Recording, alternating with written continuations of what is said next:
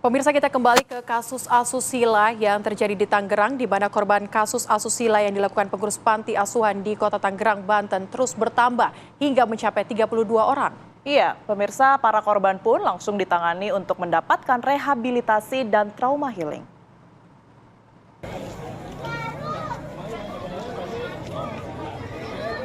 Jumlah korban kasus asusila yang dilakukan oleh pengurus panti asuhan Darussalam An-Nur, Kunciran, Kota Tangerang, Banten terus bertambah. Dari 15 korban yang telah melapor, kini bertambah menjadi 32 orang. Rentang usia korban mulai dari umur 8 tahun hingga 16 tahun. Data ini berdasarkan hasil investigasi dari ibu asuh para korban yang merupakan donatur tetap. Sampai dengan saat ini sudah ada berapa pun yang sudah terindikasi mungkin mengadu ke Bu? Yang sudah dilaporkan, sudah berjalani ongoing proses 7 korban. 1 sudah kasus ini saksi korban, saksi korban, saksi korban, saksi korban, saksi korban. Ini mengikuti. Nah, tapi ternyata banyak korban-korban berikut, ya udah ini jalan.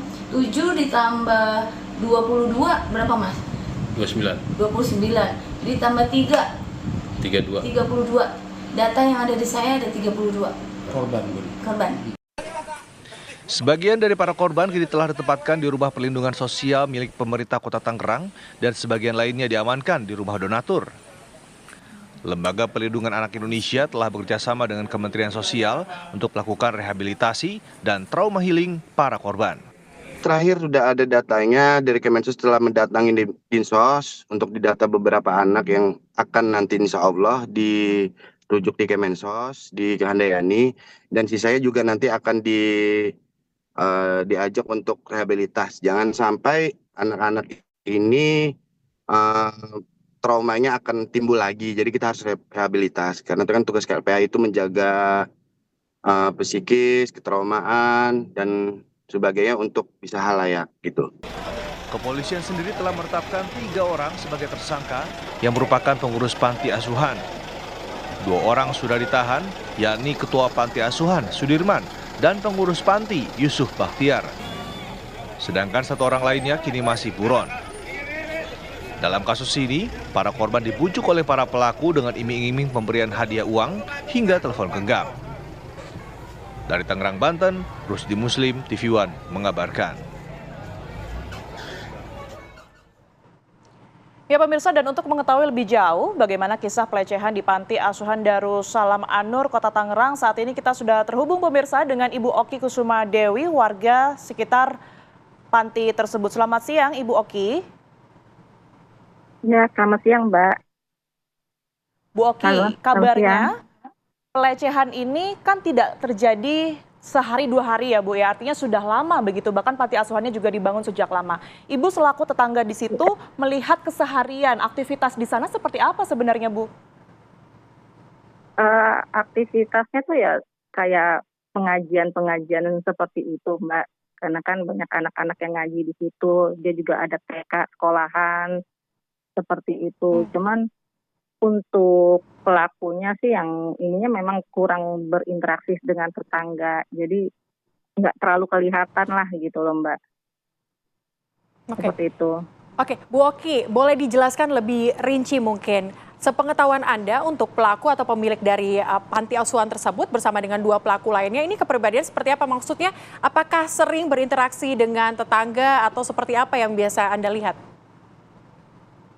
Kalau yang pelakunya ketua yayasannya memang kurang, tapi yang paling ininya mah yang anak-anaknya Mbak, yang pengurus-pengurusnya tuh yang suka bagi-bagi sembako segala macam tuh yang memang pengurus-pengurusnya dan anak-anaknya Mbak gitu. Dan memang dari zaman dulu sih, memang dari kecil memang maaf ya, yang pelakunya ini memang agak melambai lah seperti itu. Cuman kan kita kan berpikiran tidak sejauh seperti ini, walaupun memang ada sedikit berpikiran seperti itu, ada penyimpang. Cuman kan nggak sejauh pikiran, nggak mungkin lah, karena kan dia selama ini kan berbuat baik gitu loh, mau menerima, membantu anak-anak yang kurang mampu seperti itu loh Mbak.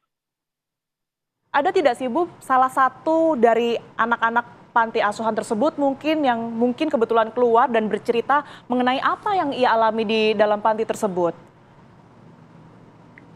Kalau yang kemarin-kemarin nggak pernah Mbak, nggak pernah bercerita kepada kita itu nggak pernah. Mungkin takut atau bagaimana, kurang tahu juga ya Mbak ya. Oke. Tapi Bu Jadi Oki nggak kalau pernah tahu melihat anak-anak tentang yang berada kejadian seperti di itu. panti asuhan tersebut, apakah benar-benar ditutup begitu, tidak boleh mengakses keluar atau bercerita atau melakukan kegiatan di luar, atau seperti apa aktivitas anak-anak panti di dalam panti asuhan tersebut?